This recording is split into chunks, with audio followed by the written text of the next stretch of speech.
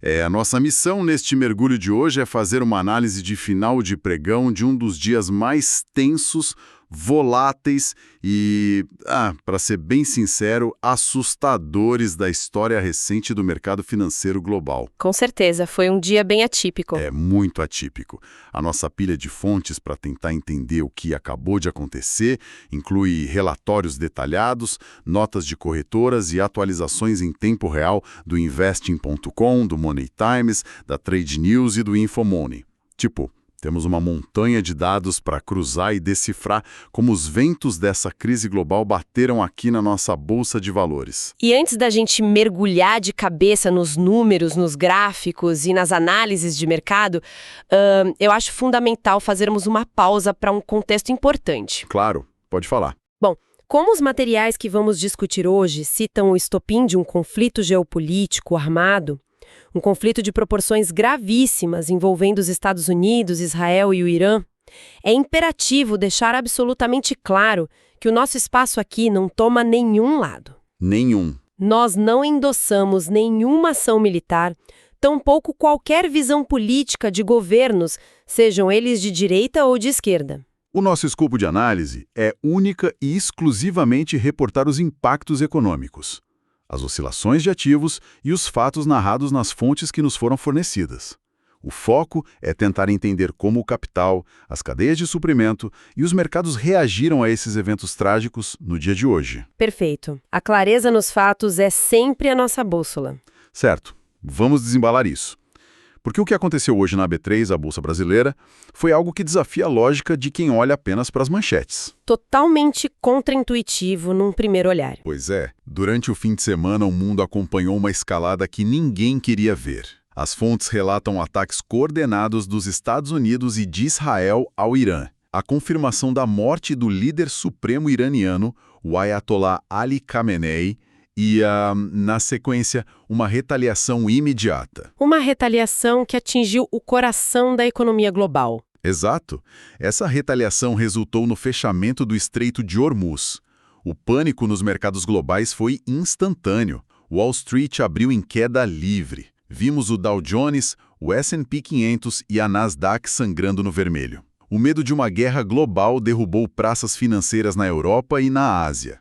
Mas no meio desse furacão absoluto... O nosso Ibovespa conseguiu fechar no azul? Sim, o índice encerrou o dia com uma alta de 0,23%, batendo ali na casa dos 189.213 pontos.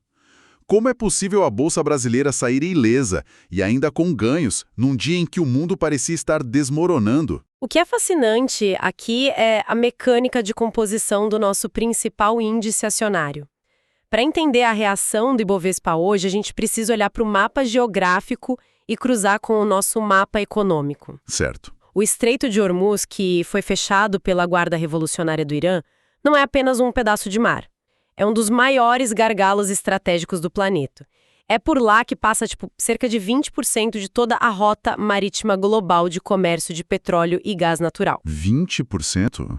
É muita coisa. É um volume absurdo. E quando as fontes confirmaram esse bloqueio militar, os algoritmos e os operadores de mercado precificaram um choque de oferta imediato. O barril do petróleo tipo Brent, que é a referência internacional que a gente usa, chegou a saltar quase 10% durante o dia, beirando a marca dos $80. E como a nossa bolsa é pesadíssima em empresas que exportam matérias-primas, a gente basicamente usou as commodities como um colete à prova de balas hoje. Pelo que eu vi nos relatórios, as petroleiras simplesmente puxaram o Ibovespa para cima com uma força brutal. Exatamente isso. As ações preferenciais da Petrobras, a PET4, subiram mais de 4%, fechando cotadas a mais de R$40. E não foi só a estatal que brilhou nesse cenário sombrio. A PRIO, a antiga PetroRio, que negocia com o ticker PRIO3, liderou os ganhos da bolsa inteira. Ela disparou muito, né? Disparou mais de 5%. A ação da PRIO foi a mais negociada da B3 hoje, movimentando centenas de milhões de reais logo nas primeiras horas de pregão. A lógica do investidor é muito fria. Quando o preço do produto que essas empresas extraem e vendem dispara no mercado internacional, a expectativa de lucro delas também dispara. Na mesma proporção. É matemática pura. Mas espera aí, deixa eu fazer o papel de advogado do diabo aqui um pouquinho. A gente chama isso de colete à prova de balas. Mas não seria mais uma ilusão de curto prazo? Porque, pensa bem, se o petróleo vai para 80, 90 dólares, a gasolina sobe. Se a gasolina sobe, o frete fica mais caro, a inflação dispara e o brasileiro perde poder de compra. Sem dúvida. Então, o restante das empresas do Ibovespa, aquelas que dependem do consumo interno, vão sofrer. Esse colete das petroleiras não acaba eventualmente asfixiando a própria economia que ele está protegendo hoje? Essa é uma leitura perfeita e é exatamente o que tira o sono dos economistas. O movimento de hoje foi uma reação de curtíssimo prazo, um instinto de sobrevivência do mercado. As petroleiras seguraram o índice hoje só porque o peso delas na matemática do Ibovespa é gigante. Elas carregam o índice nas costas. Carregam mesmo, mas você tocou no nervo central. Para um restante da economia, petróleo caro é um veneno inflacionário. E o mercado sabe disso. É por isso que por trás da alta da Petrobras e da Prio, o que vimos hoje de forma generalizada foi um clássico movimento de fuga para a segurança. Eu adoro tentar visualizar esses movimentos. É como se o alarme de incêndio tocasse no meio de um teatro lotado, ninguém mais quer saber qual é a peça que está passando, qual empresa tem o melhor projeto de longo prazo. Todo mundo só quer correr para as portas de saída de concreto. É uma analogia brilhante. E no mercado financeiro, essas portas de saída costumam ser o dólar e ativos de proteção máxima. Exato. O dinheiro dos grandes fundos globais sai de ativos considerados arriscados, como ações de empresas de tecnologia ou varejo em mercados emergentes, e corre para portos seguros. O reflexo disso na nossa moeda foi imediato. O dólar à vista fechou em alta de 0,62%. Cotado ali na casa de 5,16, certo. Isso, R$ 5,16. E chegou a bater mais de 5,20 durante o pico de estresse da manhã. Além do dólar, a curva de juros futuros aqui no Brasil também estressou pesado. As taxas dos GIs subiram mais de 10 pontos base. Deixa eu fazer uma pausa rápida, porque a gente lê taxas dos GIs e pontos base o tempo todo no noticiário. Mas quem não opera ali na Faria Lima pode se perder um pouco. Os GIs são basicamente a expectativa do mercado para a taxa de juros no futuro e o que significa na prática subir 10 pontos base num dia como hoje. Claro, vamos traduzir isso para quem nos escuta.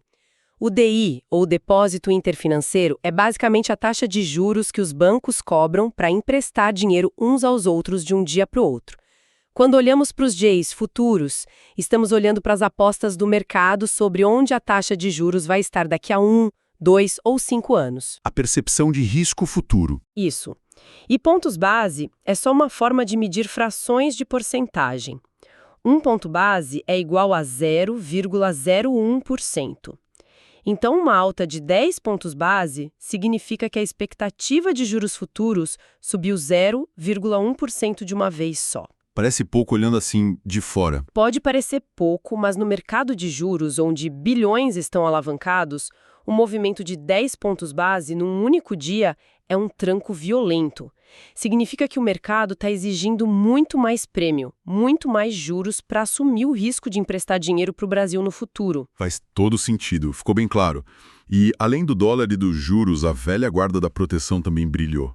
O ouro avançou mais de 1%, superando a marca impressionante de 5.300 dólares a onça Troy. Um recorde atrás do outro. O que, aliás, também vale uma tradução rápida. Uma onça Troy é uma medida de peso muito específica usada no mercado de metais preciosos, equivalente a um pouco mais de 31 gramas. Ou seja, 31 gramas de ouro estão valendo mais de R$26 mil hoje. E até no mercado de criptomoedas, vimos algo notável nas fontes. O Bitcoin segurou bem a onda. Mostrou uma resiliência enorme, mantendo-se firme na casa dos 66 mil a 69 mil dólares ao longo do dia, com fundos registrando entradas maciças de capital. Mas enquanto o petróleo blindava o índice e o dinheiro corria para o ouro e para o dólar, o efeito dominó castigava outros setores. Aqui é que a coisa fica realmente interessante. Esse efeito dominó da alta de energia causou um estrago devastador em um setor que não tem para onde fugir. Eu vi uns números assustadores nas notas sobre a aviação. Quão ruim fora a pancada. Foi um verdadeiro banho de sangue para o setor aéreo. As empresas de aviação são os primeiros passageiros a sentirem o impacto de um choque no petróleo. Porque o combustível representa a maior e mais pesada fatia dos custos operacionais de uma companhia aérea. Para se ter uma ideia do estrago, os relatórios apontam que o setor global de viagens perdeu 22,6 bilhões de dólares em valor de mercado só no pregão de hoje. 22 bilhões em um único dia. E a operação física também parou. Completamente. Tivemos mais de 4.000 voos cancelados ao redor do mundo. Hubs internacionais que são o coração da conexão entre o Ocidente e o Oriente, como os aeroportos de Dubai e de Doha, ficaram fechados.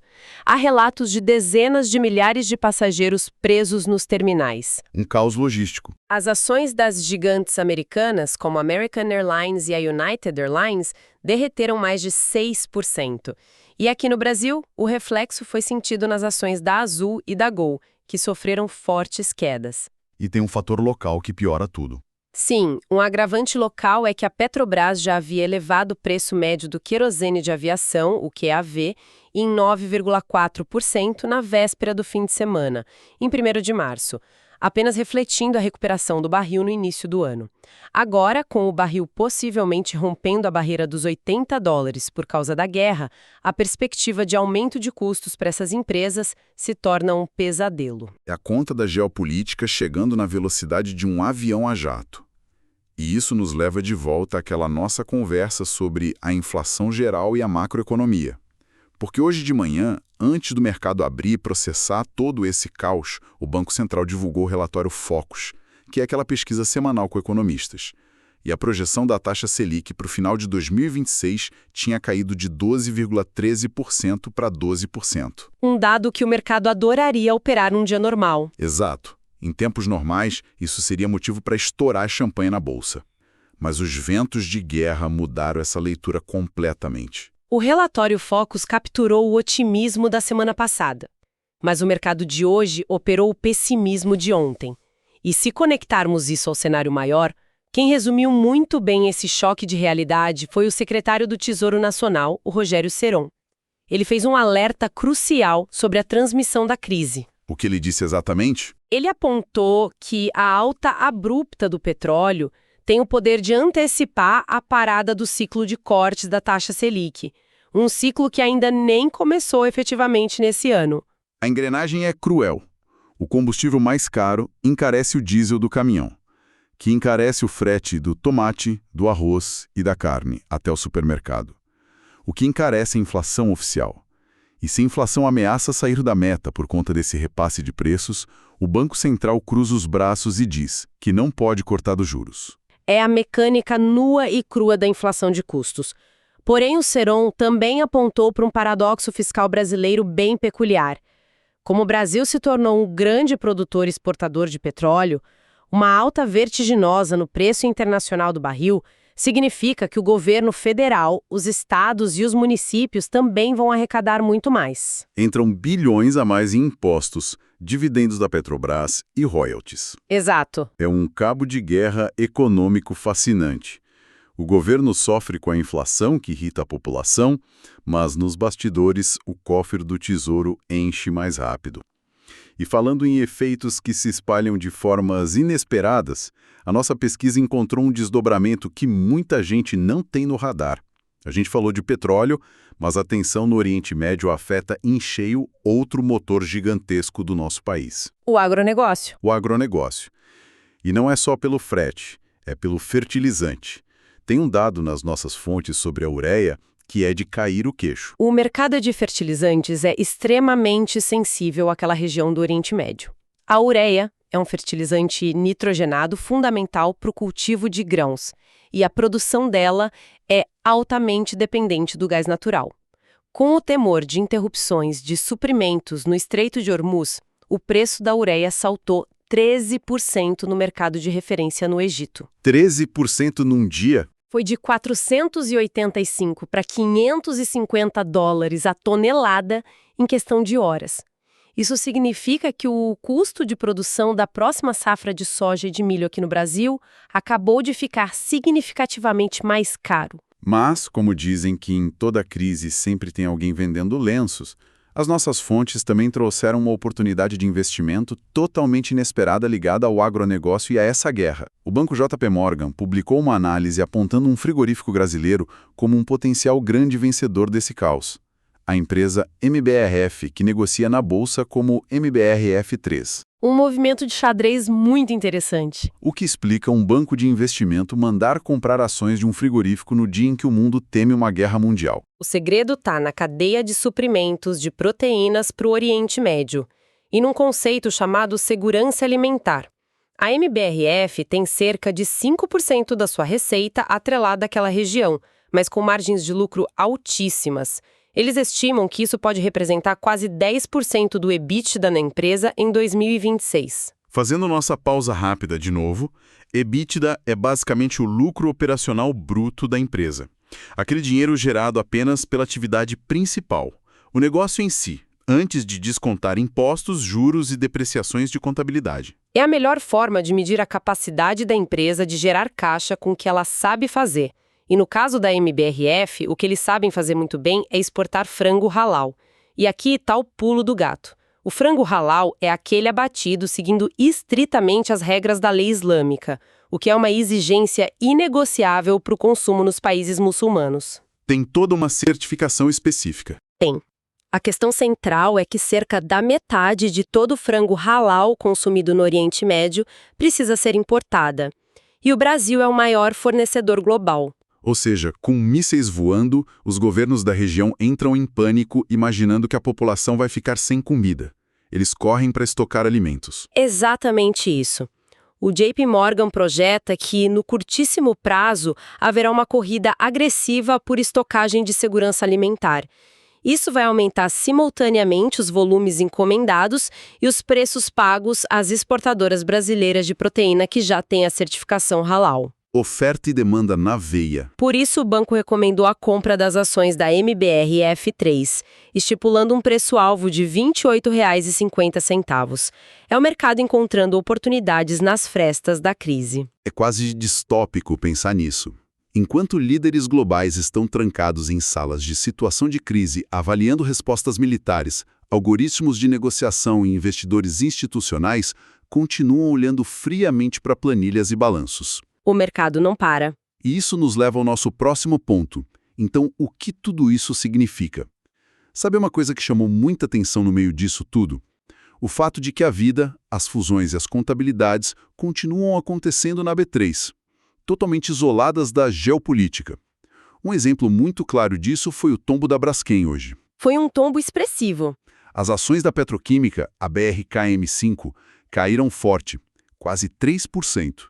E, pelo que entendi, o motivo não teve rigorosamente nada a ver com o Estreito de Hormuz, mas sim com a velha e boa matemática dos balanços trimestrais, né? Sim, no caso da Braskem, a gente viu uma queda ditada estritamente pela saúde financeira e operacional da própria empresa.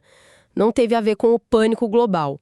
As fontes detalham que a petroquímica divulgou seu relatório operacional do quarto trimestre de 2025 e o mercado detestou o que leu. Os números vieram bem ruins. Os números evidenciaram uma fraqueza preocupante no mercado interno brasileiro. Quais foram os dados que assustaram tantos investidores? Houve uma queda de 8% no volume de vendas de resinas, que recuaram para 743 mil toneladas. E um recuo ainda mais agressivo de 13% nas vendas dos principais produtos químicos no Brasil. E para piorar, a empresa apurou uma queda nos chamados spreads do setor. E spread, nesse contexto da indústria, é basicamente a margem de lucro. A diferença entre o que a Braskem paga pela matéria-prima bruta e o preço pelo qual ela consegue vender o produto químico final processado. Fraca, a margem de lucro, o spread, é esmagada. Em um dia onde o mercado já estava com os nervos à flor da pele, avesso a riscos, um balanço fraco como esse não encontra nenhuma paciência. A punição nos preços da ação foi imediata e severa. O mercado pune sem dó. Mas, para equilibrar no humor corporativo, no terreno das notícias isoladas de positivas, nós tivemos a prova de que o capital estrangeiro ainda vê valor estratégico no Brasil, independentemente da taxa de juros global. A Kepler Weber, que é uma gigante nacional na área de armazenamento de grãos, negociada sob o ticker KEPL3, fechou um acordo de venda para a empresa americana GPT. E o que chocou o mercado foi o preço pago. O destaque absoluto dessa operação de fusão de aquisição foi o prêmio oferecido aos acionistas brasileiros. A americana GPT propôs pagar R$ 11 por ação.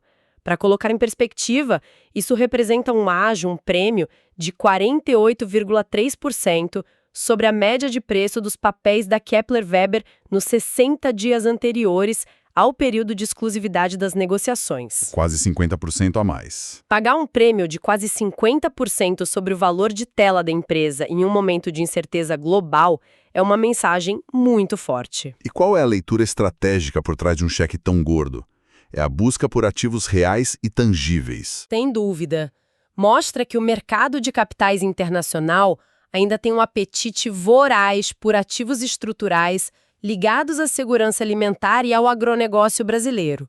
Num mundo ameaçado por guerras, inflação e rupturas nas cadeias de suprimento, ser dono da infraestrutura física onde o Brasil armazena a comida que vai alimentar parte do planeta é um porto seguro formidável para um grupo estrangeiro. Impressionante como todas as pontas da nossa conversa, do petróleo aos fertilizantes, passando pelo frango e pelos silos de grãos, acabam convergindo para a segurança global. Para amarrar tudo isso que discutimos neste mergulho nas fontes de hoje, como você sintetizaria o sentimento de um pregão que certamente vai entrar para os livros de história do mercado financeiro? O dia de hoje foi o choque frontal entre o risco sistêmico global e a resiliência das nossas commodities. Tivemos uma tensão externa extrema que desencadeou uma onda de medo. Os investidores correram para o dólar e para o ouro, pressionando as nossas taxas de juros para cima. Se fôssemos um mercado concentrado em setores dependentes de crédito e consumo interno, o Ibovespa teria afundado de mãos dadas com Wall Street e com a Europa.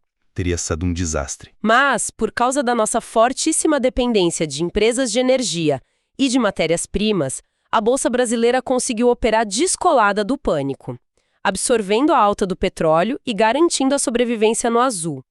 Mas, como discutimos, esse escudo protetor tem um custo inflacionário que a nossa economia vai ter que pagar nas próximas semanas e meses. É uma análise que coloca a euforia dos números em uma perspectiva de muita cautela.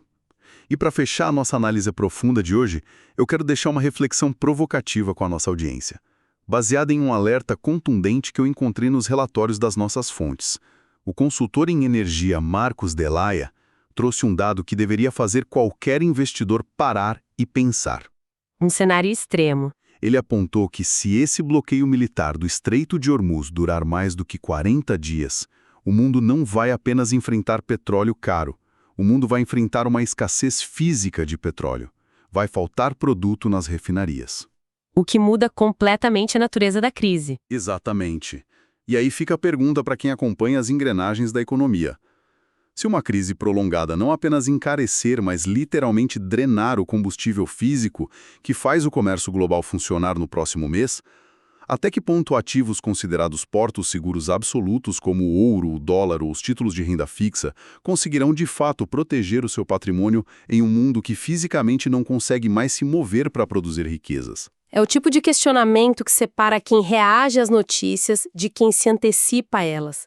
Uma reflexão essencial para os próximos capítulos dessa crise. Sem dúvida alguma. Queria agradecer muito pelas explicações impecáveis de hoje, traduzindo conceitos complexos em cenários que a gente consegue visualizar.